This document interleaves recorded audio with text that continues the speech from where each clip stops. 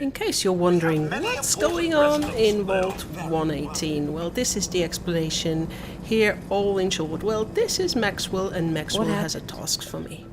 Who died? Maxwell has a murder issue. The owner and financier for the hotel.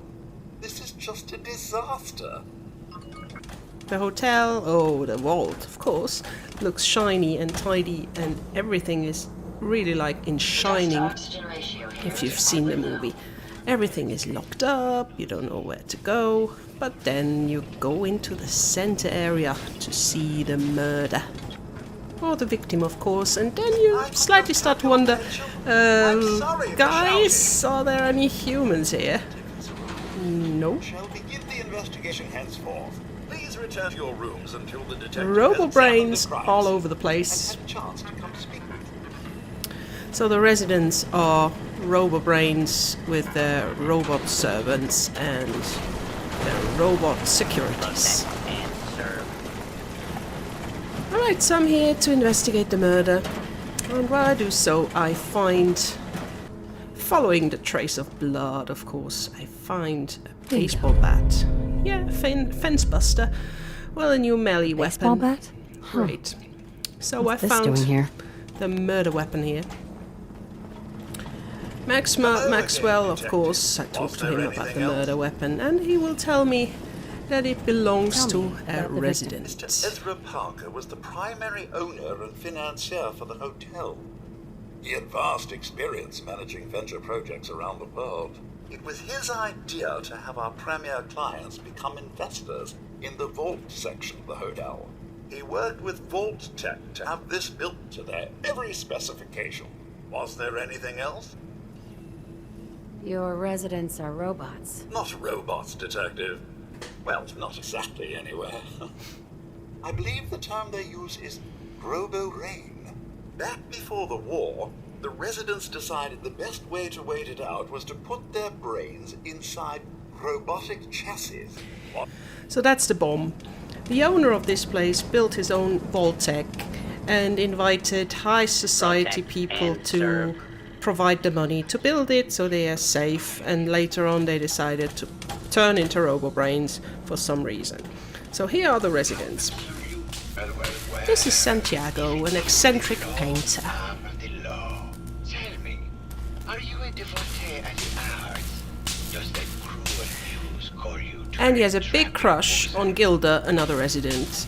And is he's life. just Without it, we are no different than animals. painting If all we are Painting is about floating Gilda. in a suit of flesh, or metal, I suppose, then art is the only true communion with the world. Come with me.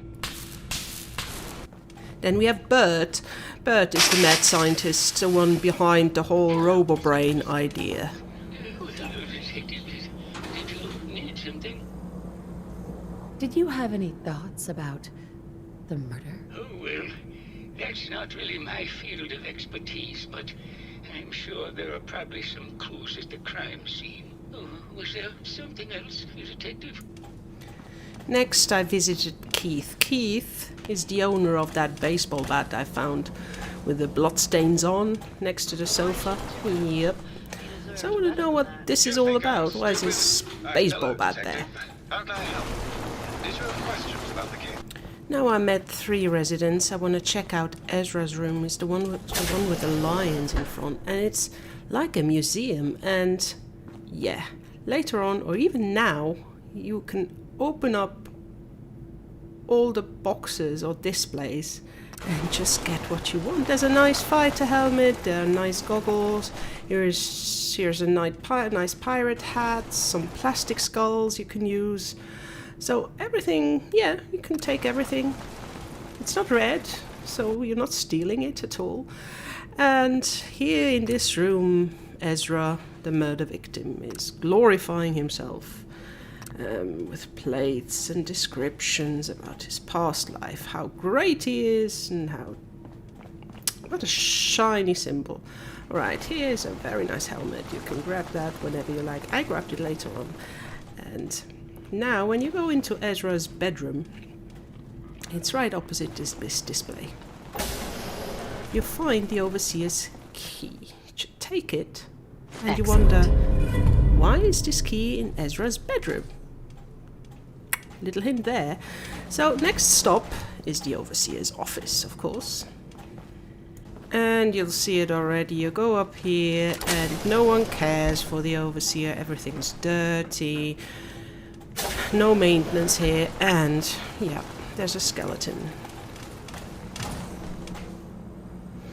So the Overseer died. The only skeleton you will see in this building. The others, well, threw them away. And in the computer you'll find out something very horrible.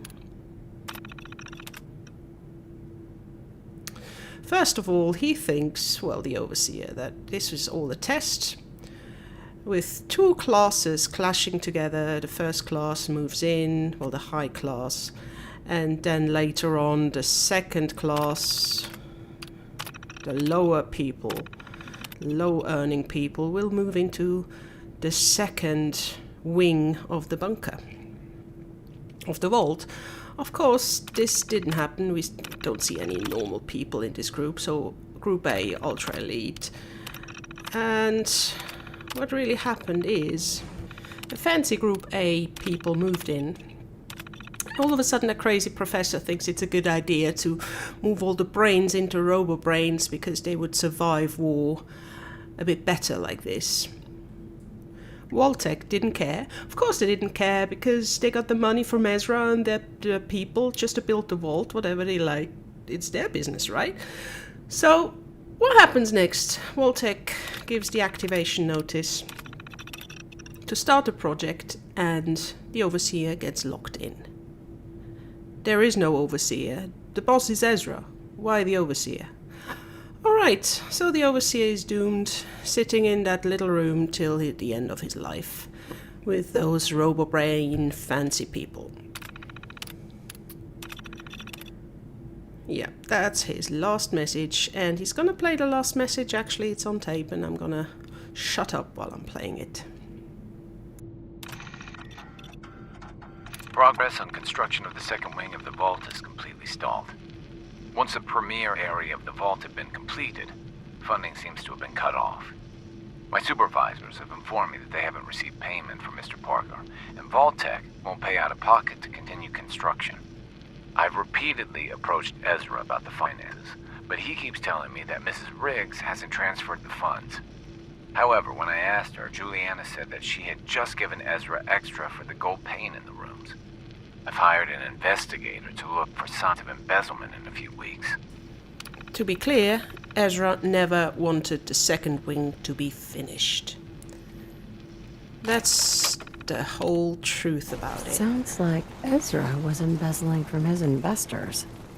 Alright, there's two people we haven't talked to. It's Gilda and Juliana. Juliana, like everyone says, had a big fight with Ezra about something a couple of days ago. And I will ask her what that was about, because now it really looks like as if one of those people, either Juliana or Ezra or whoever was listening to the conversation, had something to do with the death of Ezra. So I go and see Gilda and Juliana now. Gilda is in the shower. They built a little pool area there, and the weirdest thing's gonna happen now. Did you ever have sex with a robot? No? Watch this. That isn't the brave detective. I haven't seen someone with a body like that in far too long. Oh, you're not so bad yourself. You should have seen me before all this. Red hair that was the envy of every girl and legs for days, darling. I'm sure you'd rather hear some of my stories from the silver screen rather than talk about that nasty murder business. I must say, you're quite the actress. What can I say? It just comes naturally. Surely you must be here for my salacious stories of the silver screen. Have you ever done radio? Your voice is quite enchanting. Well, darling, play your cards right, and maybe I'll whisper some sweet nothings in your ear. Care to hear some of my stories, detective? I must say, I've known flesh and blood girls who aren't half the woman you are. Keep it up, Tiger, and we'll find out if you can handle how much woman I am. Care to hear some of my stories, Detective? Why don't we grab a bottle of wine and go watch the sunset? Sounds good, Detective.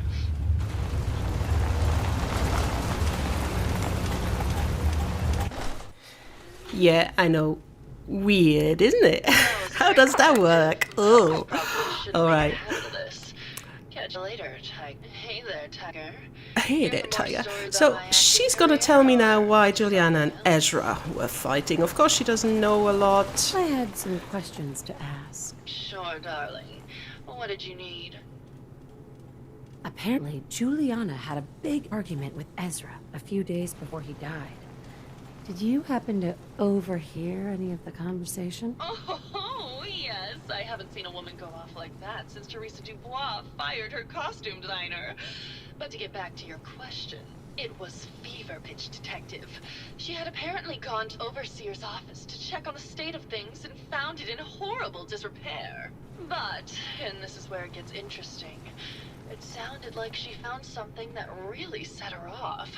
Couldn't hear what, though. Did you need something else? Now it's about time we met Juliana. I want to know what kind of person that is. So she's living with Bert, the crazy professor. Crazy Robobrain professor. I'm sorry, Ada's a bit loud. Did you have a question about the heinous murder? There's evidence Ezra was embezzling from his investors. Oh, well, I really don't believe that. Mr. Parker wouldn't do such a thing, I'm sure.